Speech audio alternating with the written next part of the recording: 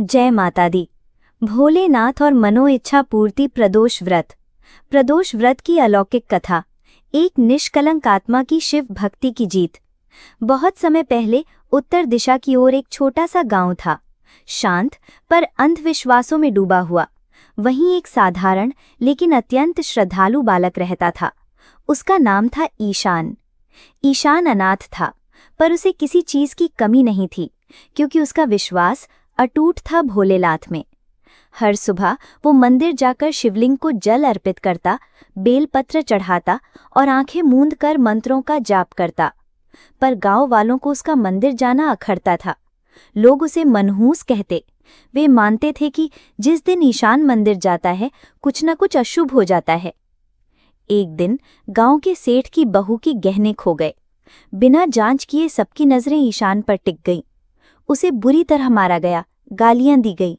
उसने कोई प्रतिवाद नहीं किया, सिर्फ एक ही वाक्य बोला, भगवान सब देख रहे हैं, सत्य स्वयं अपना मार्ग बना लेता है। कई दिन बाद वही गहने एक पेड़ की जड़ में मिल गए, मगर तब तक सब ईशान को भुला चुके थे। वो वापस अपने टूटे मंदिर में लौट आया। शरीर पर जख्म थे, पर आत्मा शांत थी, जैसे भोलेनाथ ने कान में कहा हो, सत्य का समय आएगा, धैर्य रख वत्स। कुछ समय बाद उसकी सबसे कठिन परीक्षा आई। एक रात उसे तेज बुखार ने जकड़ लिया। कई दिन तक वो अपनी झोपड़ी में तड़पता रहा। न कोई दवा, न कोई सहारा। लोग दूर दूर से उसकी झोपड़ी को घूरते थे, पर पास नहीं आते। उन्हें डर था कि बीमारी फैल जाएगी। ईशान का शरीर कांपता रहा, लेकिन मन में एक लौ बाकी थी। क्या मेरी भक्ति व्यर्थ है? क्या भोलेनाथ मुझे छोड़ देंगे? उसी रात वो मंदिर की ओर घिसटते हुए गया। किसी तरह शिवलिंग तक पहुंचा और कांपते हाथों से उसे छूते हुए रो पड़ा, हे शंभू, मैं जानता हूं आप सुन रहे हैं। जब तक प्राण है, मैं आपका नाम नहीं छोड़ूंगा। उस रात स्वप्न में भगवान शिव प्रकट हुए। त्रिनेत्र की ज्वाला, जटाओं से बहती गंगा, शरीर पर भस्म और शांत मुस्कान।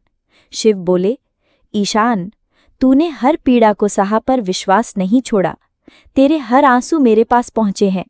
तू मेरा भक्त नहीं, मेरा अंश है। सुबह उसकी आंख खुली। शरीर से बुखार गायब था और मन में प्रकाश था। वर्षों बाद उसके चेहरे पर एक चमक थी जो भीतर से निकल रही थी। तभी गांव में एक चमत्कार हुआ। जो कुआं बरसों से सूखा था, वहां पानी फूट पड़ा। गांव के पुजारी को स्वप्न आया। महादेव ने कहा, गांव का उद्धार एक ऐसे बालक से होगा जिसे तुमने तिरस्कृत किया है। लोग हक्के बक्के थे। उसी क्षण मंदिर की घंटियां बिना छुए बजने लगीं और ईशान बाहर निकला। अब वो दुर्बल बालक नहीं था। उसके माथे पर तेज था, आंखों में करुणा और चेहरे पर संतोष। गांव वाले झुक गए। जिन्होंने उसे पत्थर मारे थे, अब फूल लेकर आए। ईशान ने बस एक ही बात कही, मैं तो केवल भोलेनाथ का सेवक हूं, उनकी इच्छा से ही मैं जीवित हूं। और जब कोई किसी बच्चे को मनहूस कहने की भूल करता, तो गांव वाले बस मुस्कुरा कर कहते, पहले ईशान की कथा सुनो, फिर जानो सच्चा भाग्य किसे कहते हैं।